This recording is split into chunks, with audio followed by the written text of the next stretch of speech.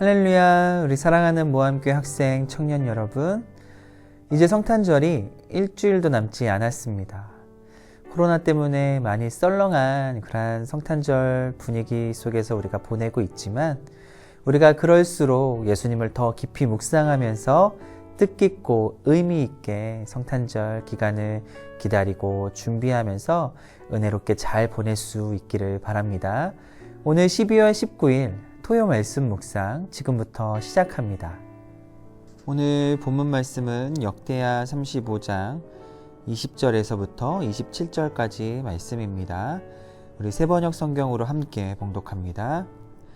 이런 모든 일이 일어난 뒤 곧 요시야가 성전 정돈을 마치고 난 뒤에 이집트의 느고 왕이 유프라테스 강가에 있는 갈그미스를 치려고 올라왔으므로 요시야가 그것을 막으러 나갔다. 느고가 요시야에게 전령을 보내어 말하였다. 유다의 왕은 들으시오. 왕은 왜 나의 일에 관여하려고 하오. 나는 오늘 왕을 치려고 온 것이 아니라 나와 싸움이 벌어진 족속을 치려고 나선 것이오. 하나님께서 나에게 속히 가라고 명하셨소. 그러니 하나님이 나와 함께 계시오. 하나님께 멸망을 당하지 아니하려거든 하나님을 거역하는 이 일을 어서 멈추시오. 그러나 요시야는 그에게서 돌이켜 되돌아가지 않고 느고와 싸우려고 변장까지 하였다. 이처럼 요시야는 하나님께서 느고를 시켜서 하시는 말씀을 듣지 아니하고 무깃도 평원으로 진군하여 가서 싸웠다. 그때에 적군이 쏜 화살이 요시야 왕에게 박혔다. 왕이 자기 부하들에게 명령하였다. 내가 크게 다쳤다. 내가 여기서 빠져나가도록 나를 도와라. 그는 부하들의 부축을 받으면서 자기의 병거에서 내려 그의 부사령관의 병거를 타고 예루살렘으로 돌아와 숨을 거두었다. 사람들은 그를 그의 조상들의 묘에 장사하였다. 온 유다와 예루살렘 사람들이 그의 죽음을 슬퍼하였다. 예레미야 예언자가 요시야의 전사를 애도하는 애가를 지었는데 노래하는 남녀가 요시야 왕을 애도할 때에는 이 애가를 부르는 것이 관례가 되어 오늘까지 이른다. 그 가사는 애가집에 기록되어 있다. 요시야의 남은 사적, 곧 그가 주님의 율법에 기록된 대로 한 모든 선한 일과 그의 업적은 처음부터 끝까지 이스라엘과 유다 열왕기에 기록되어 있다. 아멘. 오늘 큐티 본문 말씀을 보면 요시야의 죽음에 대해서 이야기하고 있습니다. 그동안의 요시야의 모습을 살펴보면 참 하나님 앞에 선한 일을 했던 왕, 하나님을 기쁘시게 했던 왕이라는 것을 우리는 알 수가 있죠. 나라에 가득했던 우상들을 제거하고 성전을 다시 수리하고 정비하고 철저하게 백성들과 함께 하나님께 회개하고 그리고 하나님의 말씀을 잘 섬기기로 결단하고 또 유월절을 말씀대로 온전하게 지켜 행했던 왕, 이 요시야 왕의 그동안의 삶의 모습을 보면 참 선하고 하나님이 기뻐하실 만한 모습으로 가득했던 왕이었습니다.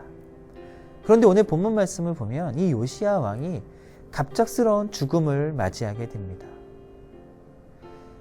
인간적으로 볼 때에 그의 죽음이 참 이해할 수 없고 그동안 그렇게 하나님을 잘 섬겼는데 어떻게 전쟁에서 그렇게 허무하게 갑작스럽게 죽음을 당할 수 있는지 답답한 결과로 우리는 생각할 수가 있습니다.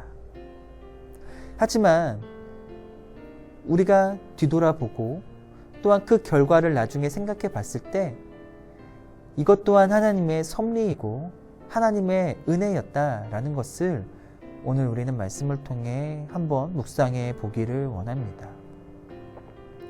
물론 우리가 말씀을 보면 이 요시야 왕이 하나님의 말씀을 받아들이지 않았던 그러한 실수를 했던 부분도 있습니다. 요시야 왕은요, 자신의 판단에 맞지 않다, 내 생각에는 그거 아닌 것 같다 라고 하면서 이 하나님의 말씀을 받아들이지 않는 실수를 하게 됩니다. 그 당시의 국제정세는 이 아수르가 힘을 잃어가고 바벨론이 강해지는 그러한 상황이었습니다. 그런데 그때 바벨론의 이 강성함을 견제한 애굽은 아수르를 도와주게 되죠. 그런데 요시야 왕이 그러한 상황을 살펴볼 때에 애굽이 아수르를 도와줌으로 인해서 아수르가 다시 회복되고 강해지는 것이 이 남유다에게는 손해고 있어서는 안 되는 일이라고 생각했던 것 같아요. 그래서 요시야 왕은 아수르를 도와주러 올라가는 이 애굽의 느고 왕을 저지했던 겁니다. 그렇게 만나게 된 느고 왕과 요시야 왕, 느고 왕은 요시야 왕에게 이렇게 얘기를 하죠. 내가 지금 올라가는 거 하나님의 뜻이다. 하나님이 나와 함께 하시는데 방해하지 말아라. 하나님이 지금 이렇게 하기를 원하신다. 라고 요시야 왕에게 이야기를 합니다. 그때 이 요시야 왕이 하나님의 뜻을 발견하고 순종했으면 좋았을 테지만 자신의 생각과 맞지 않는다. 자신의 판단에는 이것이 옳지 않다라고 여겼는지, 그리고 애굽의 느고 왕이 하는 말이기 때문에 받아들일 수 없었는지는 모르겠지만 하나님의 말씀을 받아들이지 않습니다. 그리고 그 결과 그 전쟁에서 죽음을 맞이하게 되죠. 물론 하나님의 말씀을 받아들이지 않음으로 인해 죽게 된 결과라고 볼 수도 있지만 단순히 한순간의 실수로 인해, 그동안 잘해왔던 요시야 왕이었기 때문에 한순간의 실수로 인해 전쟁에서 죽임을 당했다라고 보는 것은 무리가 있다라고 생각을 하고, 좀 더 이 죽음이 어떠한 의미가 있을까라고 묵상해 봤을 때 생각해 보면 하나님의 인도하심이고 계획하심이고 또 하나님이 요시야 왕에게 준 그러한 은혜이고 가장 하나님의 선한 인도하심이었다라고 생각해 볼 수 있다라는 거예요. 하나님께서는 남유다에게 이미 멸망을 선포하셨습니다. 예언하셨어요. 그동안에 지었던 이 남유다의 죄가 너무나도 심했기 때문에 하나님은요, 선지자들을 통해 계속해서 남유다의 멸망을 선포하셨습니다. 그런데 요시야가 율법책을 발견하여서 그 말씀을 듣고 철저하게 회개를 하죠. 그러니 하나님이요, 이 요시야 왕에게 약속을 하신 게 있는데, 요시야 왕 때에는 남유다를 멸망시키지 않겠다라는 약속이었습니다. 그랬기 때문에 갑작스럽게 요시야가 죽게 되었지만 남유다의 멸망을 계획하셨던 하나님께서 그 멸망 가운데 요시야를 있게 하지 않으신 그러한 하나님의 은혜이고 약속의 성취였다라는 것을 우리는 알 수가 있습니다. 우리도 신앙생활을 하다 보면 예기치 못한 어려움들이 우리 앞에 놓일 때가 있습니다. 감당할 수 없는 큰 문제가 우리에게 놓일 때가 있습니다. 신앙생활을 잘한다고 생각을 했는데 갑작스럽게 나에게 생긴 어려움과 문제 때문에 우리는 그동안 잘해왔던 우리의 신앙을 놓치거나 그 신앙이 심각한 타격을 입게 되는 그런 경우에 놓이게 되죠. 왜 그럴까요? 신앙생활을 열심히 하면 내 삶이 무조건 잘 될 거야, 형통할 거야 라는 믿음이 우리 가운데 어느 순간 자리하고 있었기 때문에 어려움이 다가오는 것을 받아들일 수가 없는 거예요. 나에게 안 좋은 결과, 내가 생각하지 못한 결과가 나에게 주어지는 것을 우리는 납득할 수 없고 받아들일 수가 없기에 그동안 잘해왔던 신앙이 타격을 받고 또한 슬럼프에 겪게 되고 영적인 침체를 맞이하게 된다는 거죠. 그렇다면 나에게 갑작스럽게 예기치 못한 어려움과 문제들이 다가오게 될 때에 우리는 어떠한 자세를 취해야 될까요? 우리는 어떻게 이 위기를 극복해야 되는 걸까요? 먼저는 내가 잘해왔다고 생각하지만 내가 하나님 앞에 혹여나 잘못하고 지은 죄가 없는지를 다시 한번 정직하게 돌아봐야 합니다.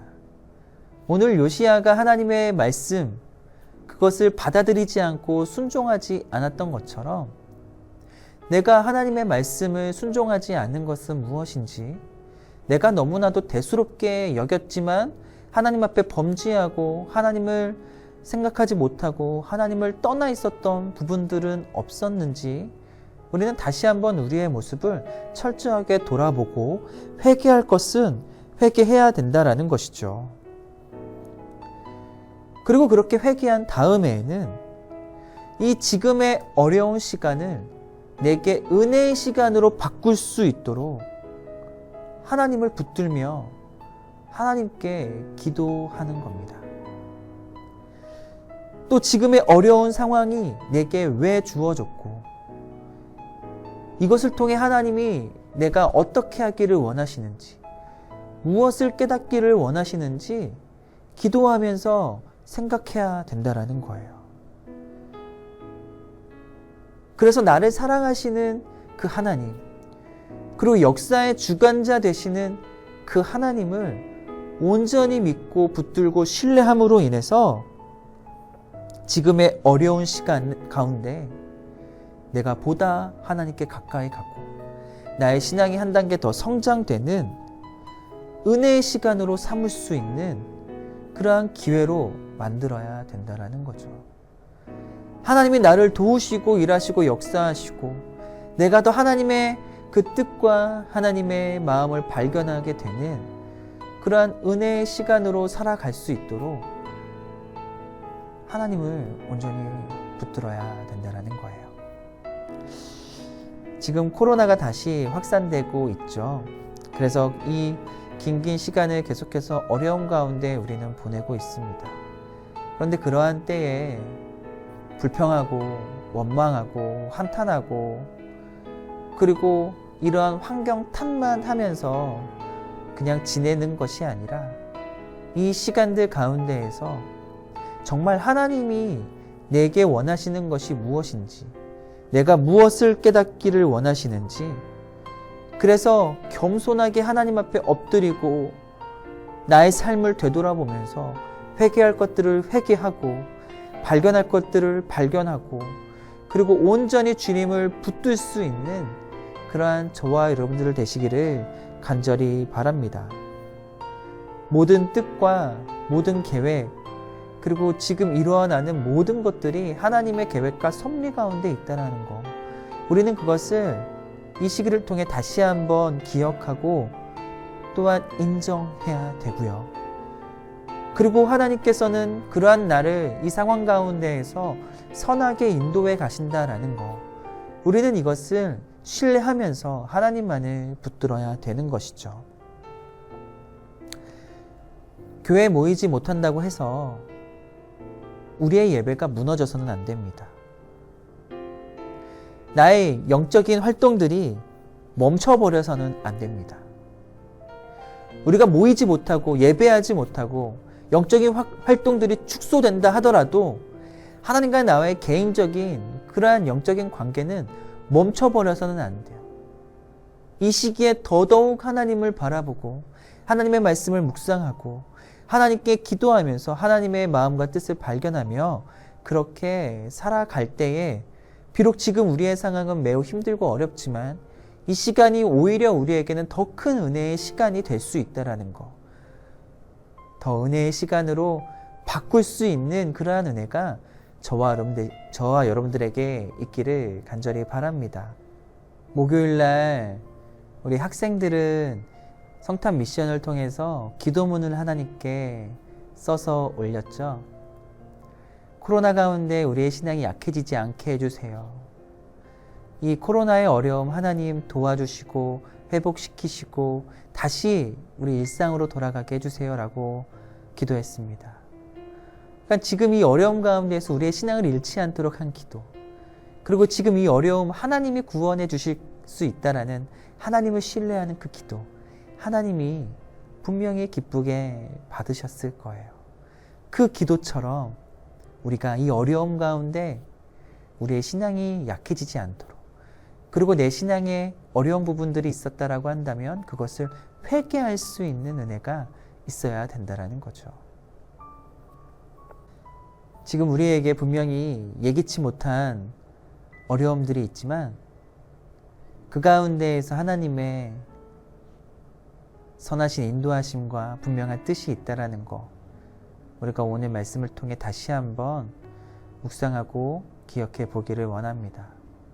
그래서 내 안에 회개할 것이 있으면 회개하고 이 지금의 어려움이 하나님의 선한 인도하심이라는 것을 믿고 신뢰하면서 사망의 음침한 골짜기 가운데에서도 쉴만한 물가로 인도하시는 그 목자 되시는 그 주님만을 붙들면서 살아가는 우리 모두가 되기를 바라고요.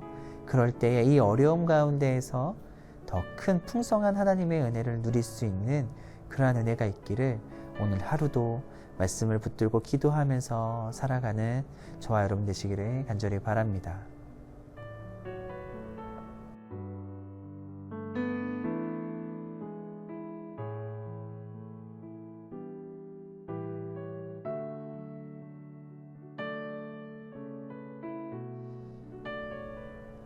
오늘 주어진 말씀을 다시 한번 깊이 묵상하면서 지금 이 시간 기도하기를 원합니다.